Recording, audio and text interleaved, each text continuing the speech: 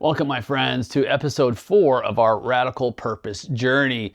I'm taking you through each chapter of the book Radical Purpose, really a taste of the work on Milton Hershey, Walt Disney, and Steve Jobs, my dissertation, if you will, in its first installment of 4 books, 3 in one series, and then 1 standalone on radical journeys of leadership. And so if you haven't listened to the first 3 episodes, I would encourage you to go back, check them out, and come right back to this one. However, you're here and you want to stay, let's just dive in. But before we do, I just want you to relax with me because I'm going to take you on some journeys. I want the noise to fade around us just for a bit because today it's not just informational, it's transformational. You see, episodes 1, 2, and 3 helped us to understand our context, our wiring, and our skills, which in a lot of ways is the foundation of leadership. And today, episode 4, is where the entire trajectory of leadership begins to reveal meaning. Today is where we step into something deeper, the spark, the ignition moment. It's that flash of curiosity, imagination that tells you something in me is waking up. You've probably felt this before, and maybe you've ignored it. Maybe you didn't know what it meant. Maybe you thought it was random, but it wasn't. And today we're going to decode that exact moment, or moments that Hershey, Disney, and Jobs experienced their spark. And as we walk through their stories, we're going to see how your spark may be developed with brand new eyes. This episode may be the most important so far.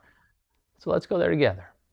Before we unpack anything, I want you to imagine something with me. Imagine you're walking down a familiar path, work, errands, responsibilities, the usual rhythm of life, and suddenly something catches your attention. Not a distraction, not entertainment, something deeper. It's a pull, a curiosity, a whisper from inside. And you lean in, and something clicks. You don't know why it matters, but you know it does. That moment, friend, right there, that's the spark. We're going to decode that spark through the eyes of these 3 giants of visionary leadership. So I want you to come with me to the late 1800s. And in Denver, a dusty street, a horse-drawn wagon clattering, a crisp mountain breeze just cutting through the air. And tucked away inside a modest confectioner's shop is Milton Hershey, standing over a bubbling copper kettle. Steam is rising around him, the smell of sugar, it just thickens the air. Milk is warming, caramel is forming, and the heat from the stove just wraps around him like a blanket. He's not just working, he's watching. His eyes are fixed, his breath slows, his mind sharpens. And in that shop, far from the pressures of his father's vision for his life, far from the discipline of his mother, far from the failures of his earlier ventures, Milton experiences something he had felt in his life time and time again: curiosity. He leans closer, he tilts the kettle, he studies the texture, he tastes the caramel. And he tries again. You know that feeling when something captures your attention so deeply that time disappears? Well, that was Hershey in these moments. He wasn't thinking about building a future chocolate empire. He wasn't thinking about factories or towns or philanthropy. He was thinking about caramel, milk, heat, process, possibilities. Now let me ask you right now, when was the last time you got lost in a moment like that, where your mind locked onto something so tight that everything else faded, where the process itself became exhilarating, where curiosity carried you deeper than effort ever could? That's the spark. Now here's the part most people misunderstand. Hershey didn't discover the future of milk chocolates because he loved sweets. He discovered the future because curiosity led him deeper into craft than anyone else was willing to go. You see, his spark wasn't chocolate. His spark was wonder through work. And wonder never lies. I want to share how that spark carried him to what we would consider destiny. You see, Milton's experimentation, his observations, led him to discover fresh milk caramel. It wasn't his idea. He stumbled upon it by the work of someone else. Different heating levels, different stir rates, different ratios. He wasn't improvising blindly. He was analyzing. It's not just talent. It's curiosity becoming creativity, and creativity becoming vision.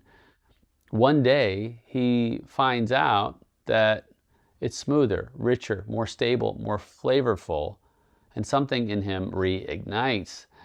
This is it. You see, he feels it before he understands it. He knows something wonderful is about to happen.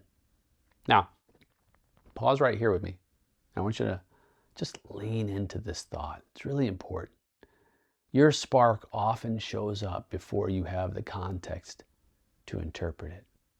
Hershey stumbled upon a caramel recipe that wasn't his, but through his own curiosity, it ignited a spark.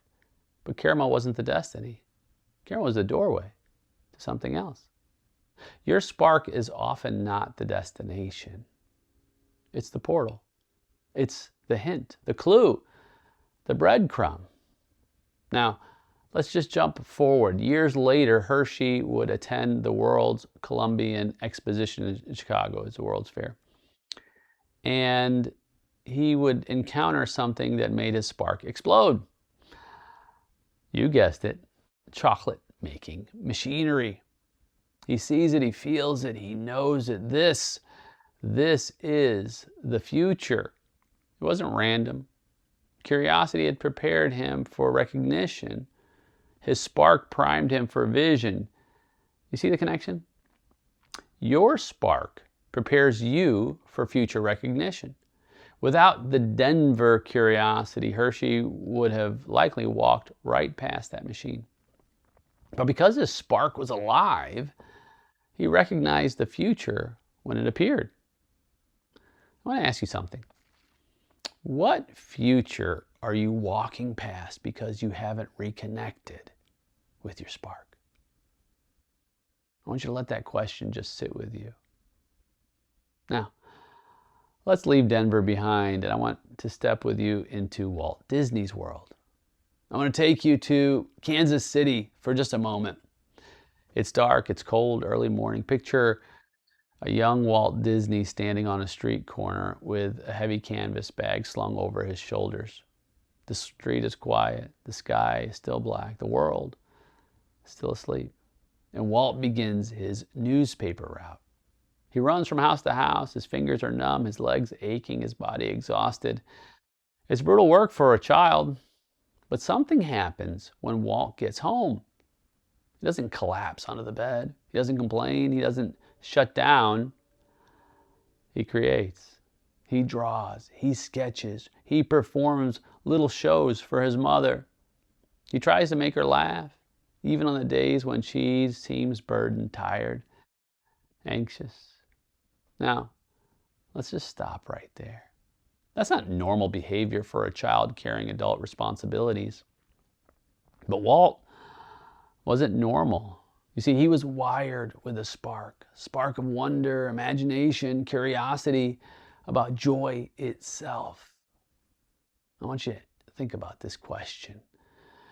Why does a child under heavy pressure run toward imagination instead of escape? Well, the answer, I think, is profound, because imagination was Walt's oxygen. He wasn't escaping reality. He was reinterpreting it. He wasn't avoiding pain. He was transforming it. You see, he wasn't ignoring pressure. He was alchemizing it. Walt's spark wasn't drawing. It wasn't animation. It was wonder. Wonder about people, wonder about emotion, about joy and story. This is why he eventually noticed things other people ignored. You know, you can picture him sitting on a bench watching his daughters ride a carousel. Parents are on the sidelines bored. Children are delighted. Walt doesn't just see the moment, he studies it. He leans in. He tilts his head. He watches the joy. He watches the boredom. And he wonders, why can't adults have fun too?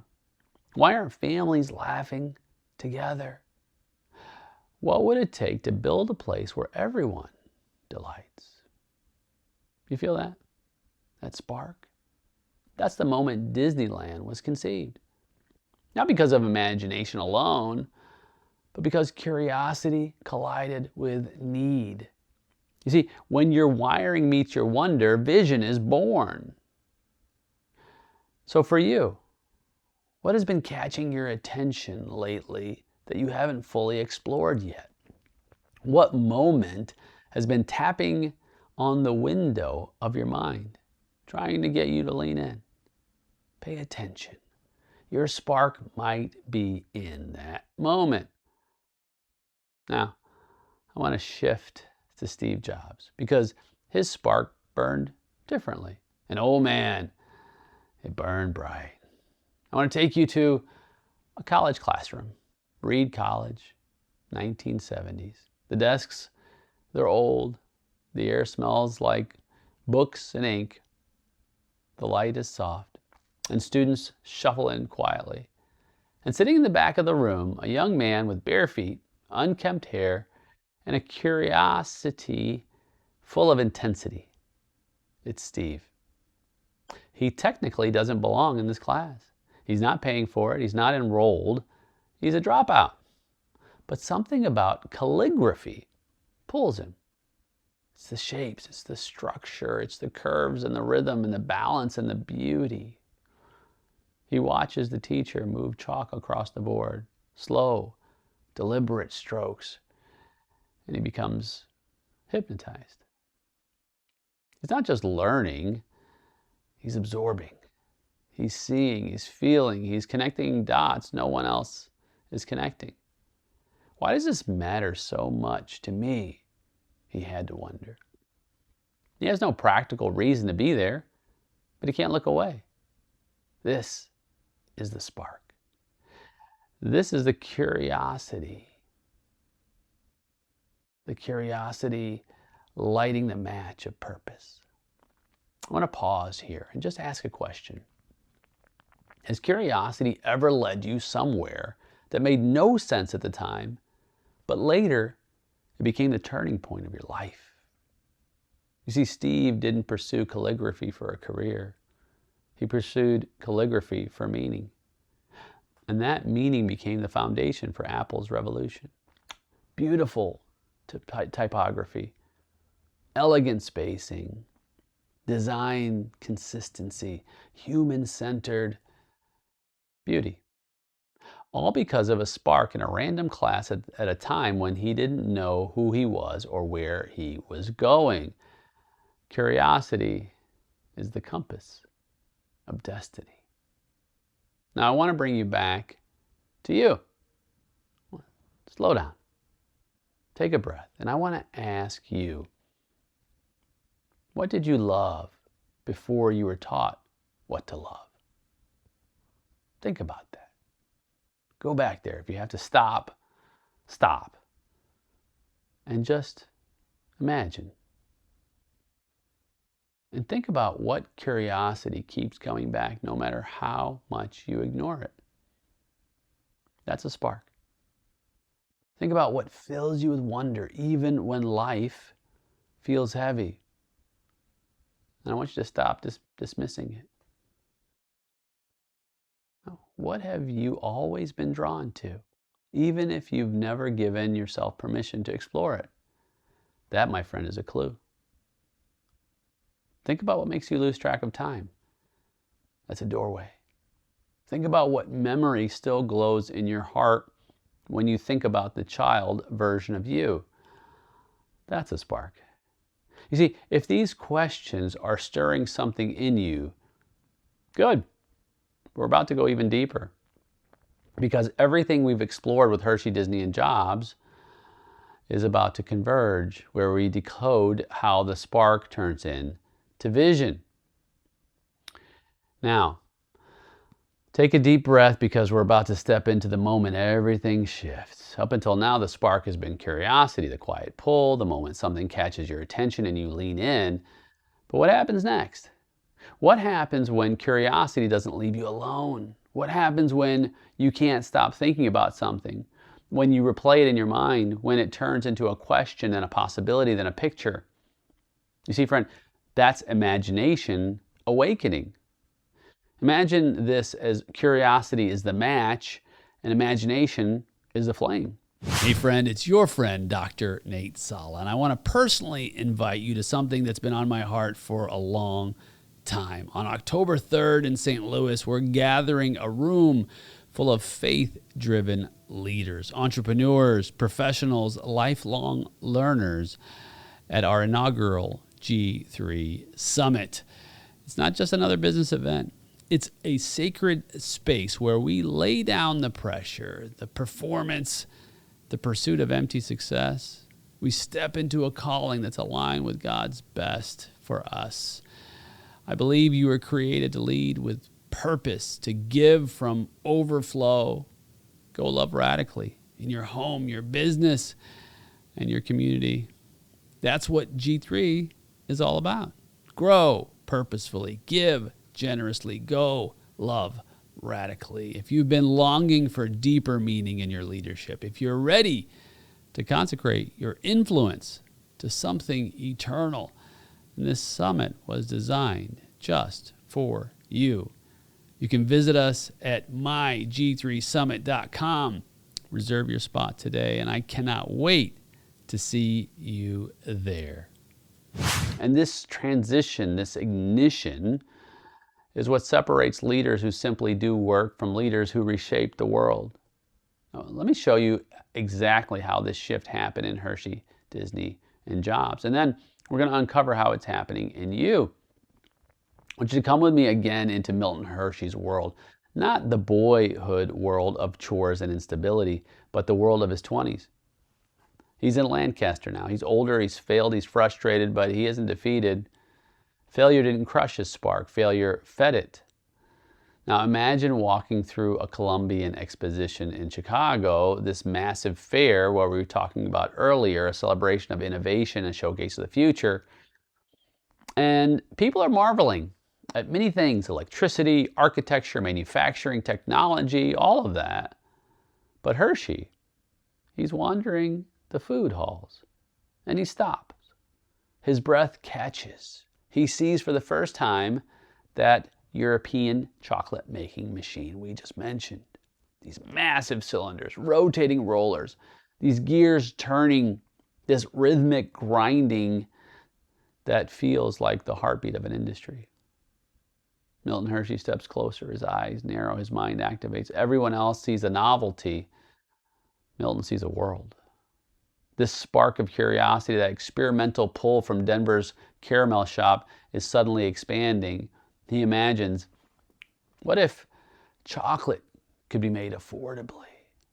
What if it wasn't a luxury for the wealthy? What if children everywhere could enjoy this? What if I could create something bigger than caramel? What if this is my future? You hear those words? What if? That's imagination. Vision always begins with a question wrapped in possibility, friend. I want to ask you something right here. Pause and reflect. What if? What if has been tugging at you lately? Maybe it's small, maybe it's quiet, maybe it's terrifying. But if it's persistent, you need to pay attention, because that's not random. That's ignition. This moment, this invisibly small shift, it's the moment Hershey's curiosity evolved into imagination. And that imagination would eventually birth a company, a town, a legacy that outlived him. But it began right there. One man, one machine, one spark expanding into a vision. Now I want to step with you in the world of Walt Disney, because His version of imagination is something we've never seen in modern history. I want you to picture Walt now in his late teens, lanky, hopeful, exhausted from life's pressures, but fueled by something internal that refuses to die. He's working on a commercial artist project. Then he's animating newspaper ads. Then he's experimenting with short reels. None of it's easy, none of it's glamorous, but he can't stop. He won't stop. And here's where imagination begins to expand for Walt. He sees motion in its stillness. He looks at two drawings, one slightly different than the other, and imagines how they might come alive between the frames. He wonders, what if I could create movement? What if I could tell a story through drawing? What if humor could be animated? What if emotions could live on a page? Let me bring you into a vivid moment, a real moment that most people gloss over. Walt is sitting alone late at night in the art school building in Kansas City. Everyone else has gone home. The room smells like pencil shavings and ink. The lamps cast off these golden circles on the wooden desks. There's not a faint buzz, maybe from the fluorescent lights. And Walt is hunched over papers. He's sketching, erasing, sketching, erasing. His eyes begin to burn. His stomach growls, but he keeps going. He moves two drawings side by side. He flicks them with his fingers. The characters seem to move just a little. A tiny gasp out of Walt's mouth that escapes when wonder sneaks up on you. He leans forward. His heart rate picks up. His mind rushes. This could be something. Right there, friend. That tiny, subtle moment is when animation became destiny. Not a business, not a career, not fame, not even Disney Studios. Destiny. And it happened because the spark grew legs. Curiosity formed imagination, formed wonder, formed vision. So let me ask you, when was the last time you gasped because something you were working on suddenly came alive? Maybe you saw a solution. Maybe you connected the dots. Maybe you realized you had a gift. Maybe you noticed you had a pattern. Maybe you suddenly understood something that had felt foggy for years. That's imagination awakening. That's the moment where purpose steps into the room. Now, I want to transition into Steve Jobs because his imagination was sharp, disruptive, and almost volcanic. I want to zoom back into that Reed College calligraphy class. Steve isn't just sitting in the back, he's leaning in, practically hanging on each stroke of chalk. He's studying curvatures, spacing, the breath between lines. And here's where the spark begins to expand. When everyone else is learning fonts, Steve is learning philosophy. He imagines, what if letters could have personality? What if design could evoke emotion? What if technology could feel human? This is important. Most people learn what they're taught. Visionaries learn what isn't being taught. Now, shift scenes. Years later, Steve is working with the other Steve Wozniak, in a garage. The garage is messy, electronics everywhere, soldering irons smoking. Parts are scattered like breadcrumbs of possibility. And Steve picks up a primitive circuit board, nothing special at first glance. But to Steve, it's a blank canvas. What does he see? A future, a tool for creativity, a device that could change lives, a machine that could empower humans.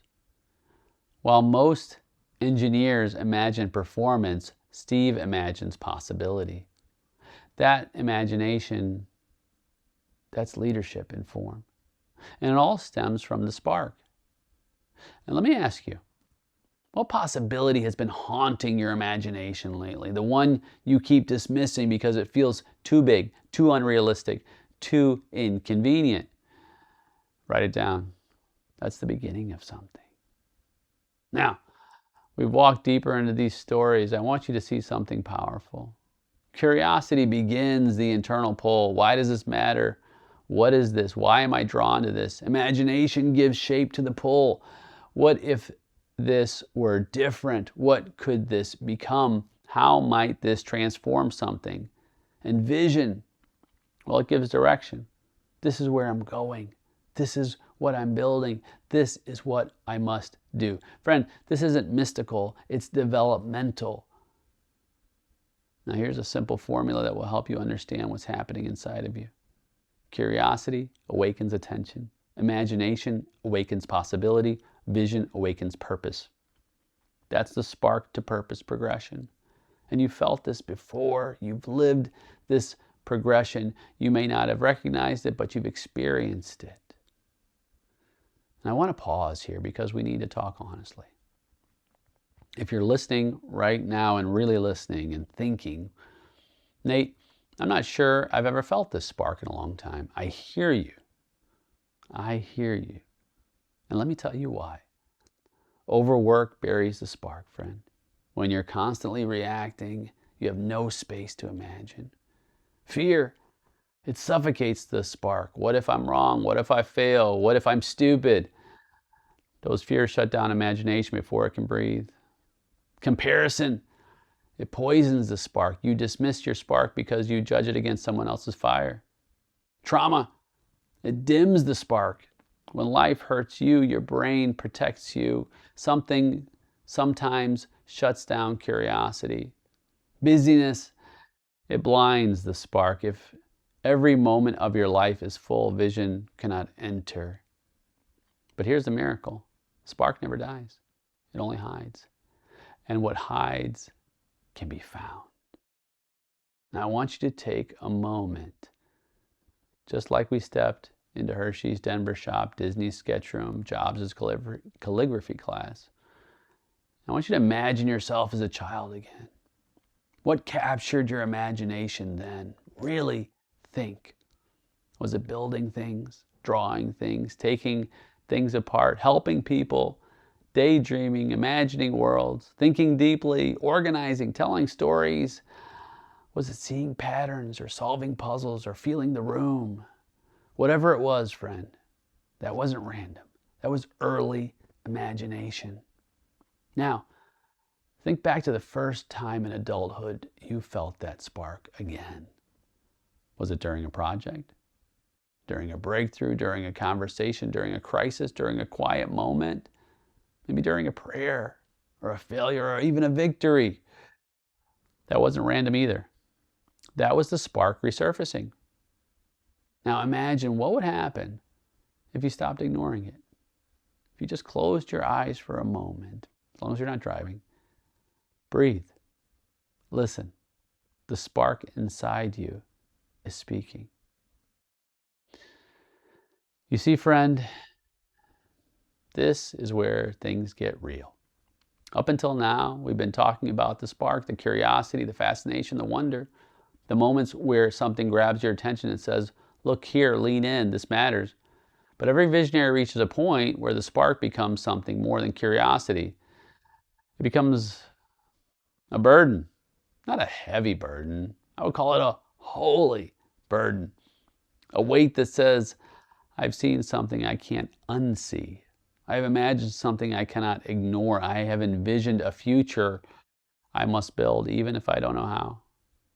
This moment, this turning point, is what separates leaders who feel purpose from leaders who follow purpose. And I know you've felt it too. I want to take you to that exact moment where Hershey, Disney, and Jobs felt this shift as we close. Because once you see in their lives, you'll recognize it in your own. I want you to picture Milton Hershey sitting alone late night in his Lancaster factory. The building's quiet, machines are idle, the lamp casts off a soft glow across the floor. The air, it smells faintly of cocoa and caramel. Milton is holding a small piece of chocolate in his hand. He turns it over, examines it closely, feels the weight of it, smells it, tastes it slowly. He closes his eyes, and something stirs in him. This is what I was meant to do. He doesn't even say it aloud. He doesn't announce it. He doesn't declare it. He feels it. This isn't a spark anymore. It's the pull. It's a draw. It's that burden. He imagines a company dedicated entirely to chocolate. Chocolate made with fresh milk. chocolate that's affordable to everyone, chocolate that becomes part of American life, chocolate that brings joy to children who have nothing, chocolate that could fund something bigger. Maybe a school, maybe a home, maybe a community. You see what's happening? Curiosity to imagination, to vision, to mission. The spark is no longer an idea, it's a direction. And direction is the beginning of destiny. Let me ask you, what idea in your life refuses to leave you alone? What vision keeps tapping on your shoulder, even when you try to push it aside? That's not distraction. It's calling. Now picture Walt, older now, successful, but not yet Disney. He's cramped in an office at the Disney studio. Storyboards cover the walls, pencils scatter across the desk, coffee cups, cigarette smoke fills the room. He's pacing. Something is bothering him deeply, persistently. Mickey, it's successful. The Silly Symphonies, successful. Laughograms, changed animation forever. But Walt, he's unsettled. He feels this tug, a pull towards something bigger, something bolder. What if animation could have depth? What if characters could feel real emotions? What if people could cry from a cartoon? What if the world could fall in love with a story they know by heart? He sees in his mind's eye Snow White. Not the princess on a page, the princess on a screen. Her eyes expressive, her hands trembling, her voice full of emotion. But everyone around him thinks he's lost his mind. Walt, a feature-length animated film? People will walk out. Walt, it's too expensive. Walt, nobody will sit for 80 minutes to watch a cartoon. Walt, be reasonable.